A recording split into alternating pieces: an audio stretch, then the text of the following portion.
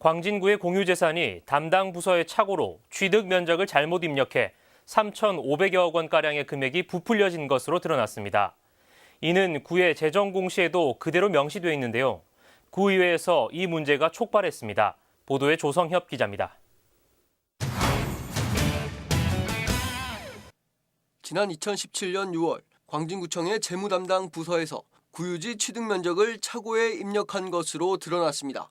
취득 면적은 4,500여 제곱미터지만 45만여 제곱미터로 잘못 입력했고 그 결과 3,574억 원의 구유재산이 증가한 것으로 기록됐습니다. 지난해 1월 구청은 이 같은 오류를 발견했지만 이후에 있었던 결산검사와 결산 승인 시 이를 의회에 보고하지 않았습니다. 그리고 같은 해 9월 구의원들은 잘못 표기된 결산서를 만장일치로 의결했습니다. 실제 오기된 결산서를 토대로 작성한 2018년 광진구 재정 공시를 보면 2017년 토지재산 부문에서 전년도보다 3,775억여 원이 증가했다고 명시되어 있습니다. 오기된 결산서는 지난해 연말 예산 심의 때도 첨부 서류로 등장했습니다.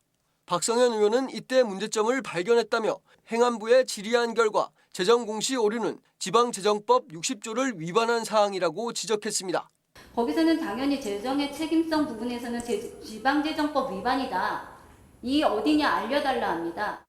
지방재정법 60조는 어떠한 공시 요건과 공시 내용을 규정하고 있는 것이지 그 외에 그 위반상에 대해서는 별도로 규정한 바가 없습니다.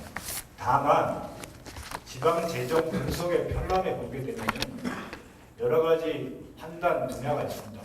저희 같은 경우는 해당된다고 하면은 책임성 분야가 해당될 수가 있지만 책임성 분야도 세부 지표를 가보면은 저희가 이러한 단순 착오에 의한 결산서 첨부 서류의 수치 정정 사항은 이에 해당되지 않음을 말씀드리겠습니다. 그러니까 그 수치 정정 사항을 정정을 했을 때 한 것이지 지금은 정정을 하지 않지 않았습니까? 자료 입력 기한을 준수하였는지, 입력 자료에 대한 오류가 없는지 이런 것을 다 보게 됩니다. 지표상으로 볼 때 가점과 감점이 이루어지게 됩니다. 그러면 지금 현재로서는 이게 맞지 않은 자료로 잘못된 자료로 입력되지 않았습니까? 고치지 않았으면 페널티가 받는다는 얘기입니다. 2017년도 공유재산 토지가액의 착오 공시로 인해 우리 구가 행정안전으로부터 보통교부세 등의 재정상 페널티를 받을 수 있으며 몇천억 원의 재산이 사라진다는 주장에 대해서는 사실과 다르다는 것을 말씀드립니다. 이런 공방 가운데 구청 측은 결과적으로 잘못 표기된 결산서를 의결한 것은 의회라며 의회의 잘못도 있다고 말했습니다.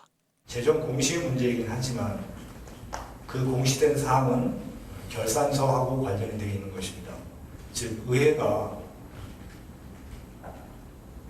의결해서 승인된 그런 결산서는 그것이 본서류든 첨부서류든 그 자체를 가지고 공시를 하게 되기 때문에 재정 공시 문제는 집행부에서 임의로 수정을 할 수가 없었다는 것을 말씀을 드리겠습니다.